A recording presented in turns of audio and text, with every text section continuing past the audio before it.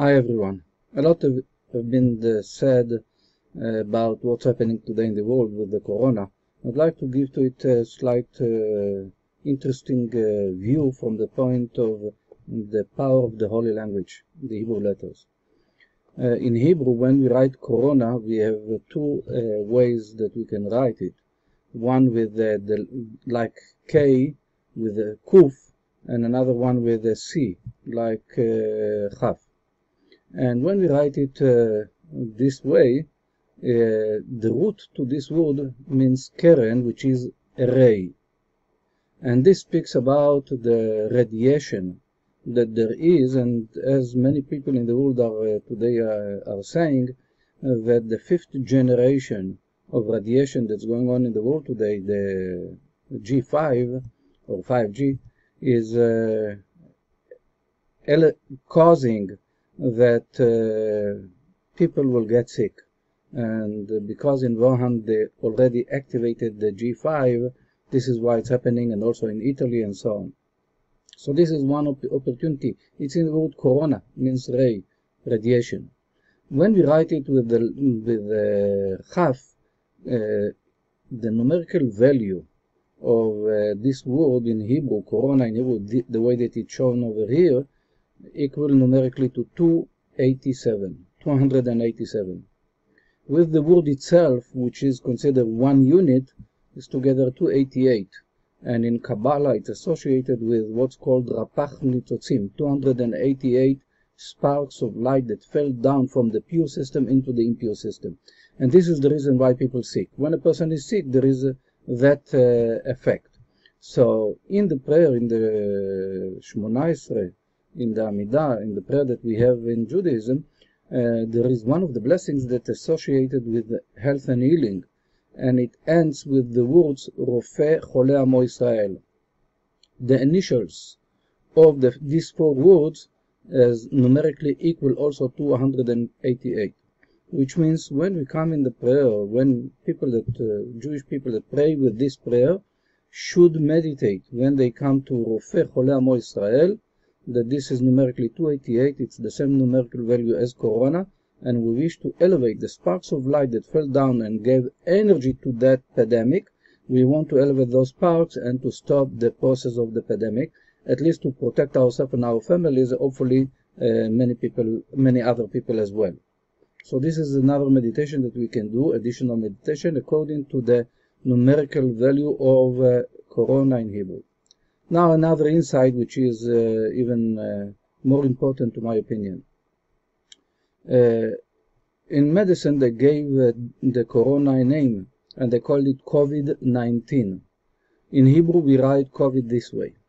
Now, if I want to understand this word, there is like no meaning to it in Hebrew. And I'm going according to a Kabbalistic system that a Kabbalist in Italy named Rabbi Moshe David Valli explained, that if I don't understand the word the way that it's written, try the opposite way, 180 degrees the opposite way, write it from the end to the beginning. So when I'm turning over the letters of COVID from the end to the beginning, I am receiving a word which is very powerful, that has immediately a meaning. And the word is dibuk. It's like devek, like glue, which means from end to beginning, it means connection, being glued, being totally connected, which means the opposite way will be total separation. So COVID means separation. This is the inner meaning of it. What we see in fact, that instead that we will be people that are connected and united, there is today insulation. People need to be separate from one to another. This took place in the Bible when someone was receiving leprosy. He had to sit outside of the camp. He was insulated, he was separated from the public. What was the reason? In the Bible it says, because when a person is speaking evil tongue, when he's speaking bad on others, he is causing separation among other people, because he's making arguments between people, and he is causing separation. So therefore, his consequence is to be outside of the camp. He's receiving leprosy. This is the indication that it need to be separated. What's the purpose of that separation? To give to the person time to rethink about the way that he talks about others, about the way that about his habits as well. So what's happening today? This pandemic is stopping the world, putting it on hold, and giving us a chance to rethink about our habits. And I would say that we need to rethink about the way that we talk about others, because this is not stopping with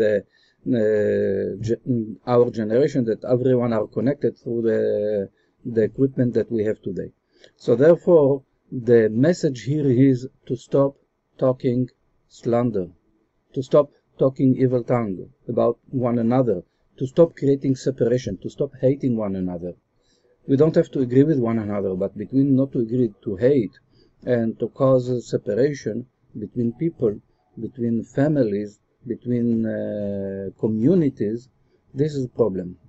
And we know that today there is that energy of separation all over, within religion and outside of religion. Wherever we go, there is that energy of separation.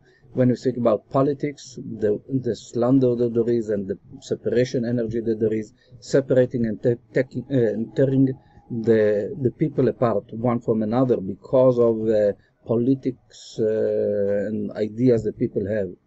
So we need to stop what's that chatting, which is evil chatting one on another, and the shaming that is going on in the net and so on. So therefore, the word COVID is giving us a message. Stop the chatting that is not right, that it's creating separation. This is why we are separated today, to give us a chance to rethink about the way that we behave, and especially, I would say, about the way that we talk one on another. So if we want to ignite a positive process in the universe, that it would be really positive, we need to go back to the basics. And the basics in the Bible are saying that this is the basic, which is the end process.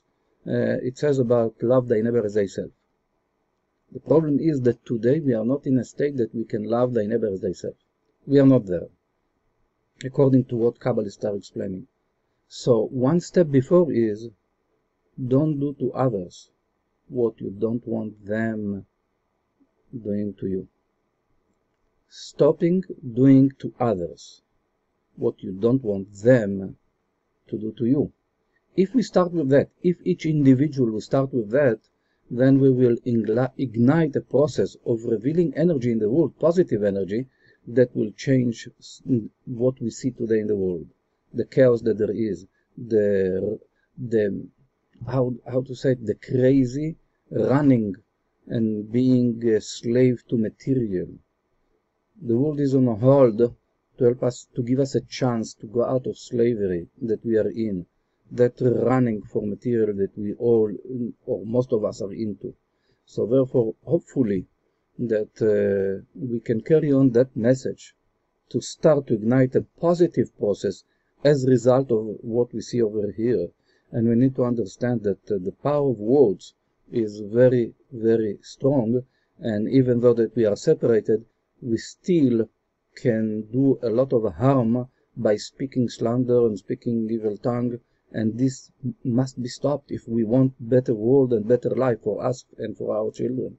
If we want that things will be changed for the better, if we want that evil people will not rule the world, we need to change the energy, the field of energy of this world.